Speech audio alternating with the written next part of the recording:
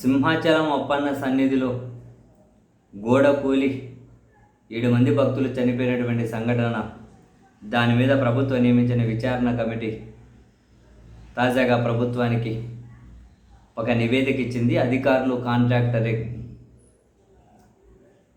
బాధ్యత వహించాలి, వాళ్ళ మీద చర్యలు తీసుకోవాలి అని చెప్పి వాళ్ళ నివేదిక ఇవ్వగానే త్రిసభ్య కమిషన్, ఐఏఎస్ ఉన్నారు, ఐపీఎస్ ఉన్నారు, ఇంజనీరింగ్ అధికారులు కూడా ఉన్నారు. ఆ త్రిసభ్య కమిషన్ ఆ విధంగా నివేదిక ఇవ్వడం కొద్దిసేపటికి సర్కారు 7 మంది మీద వేటేసింది. ఇందులో దేవాదాయ శాఖకు సంబంధించిన వాళ్ళు ఉన్నారు, పర్యాటక శాఖ ఉన్నారు, ఇంజనీరింగ్ ఉన్నారు.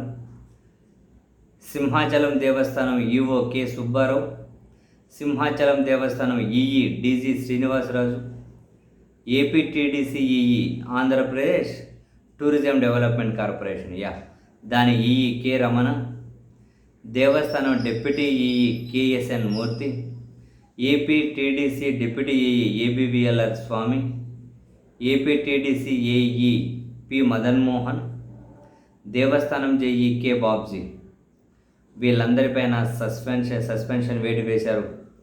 కాంట్రాక్టర్ లక్ష్మీనారాయణను బ్లాక్ లిస్ట్లో పెట్టి ఆయన మీద చర్యలు తీసుకోవాలి అని చెప్పి కమిషన్ అయితే సిఫారసు చేసింది.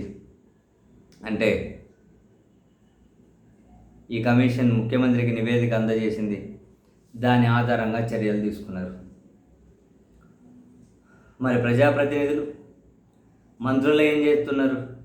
మంత్రులు సమీక్ష చేశారే. అసలు ఈ గోడ కట్టాలని నిర్ణయం మొదట తీసుకున్నది ఎవరు? ప్రజాప్రతినిధుల ఆమోద ముద్ర లేకుండా జరిగిందా?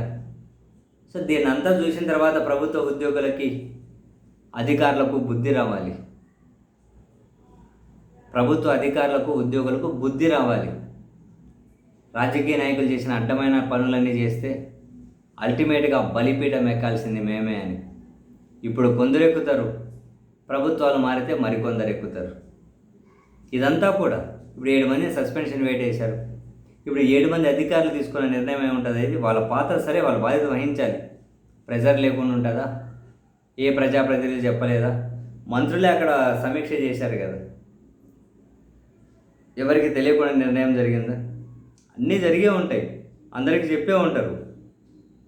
ఇంతవరకు రాదులే కానీ అని చెప్పి అధికారులు ఆ ప్రజాప్రతినిధుల దగ్గర వంగి వంగి వాళ్ళ గులాంగిరి చేసుకుంటూ వీళ్ళ అసలైన బాధ్యతలు కనుక మర్చిపోయి అడ్డదిడ్డమైనటువంటి నిర్ణయాలు తీసుకుంటూ పోతారు.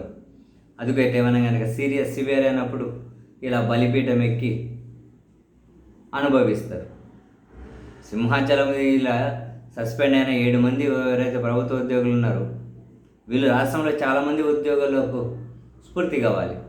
ఆడ జరిగిన ఈరోజు రేపో నువ్వు చట్టాన్ని, నిబంధనలను ఉల్లంఘిస్తే ఈరోజు కాకుండా రేపు కాకుండా 4 ఏళ్ళ తర్వాత అయినా మూల్యమైతే చెల్లించక తప్పదు ఎవరైనా. అదైతే ఫ్యాక్ట్ కదా.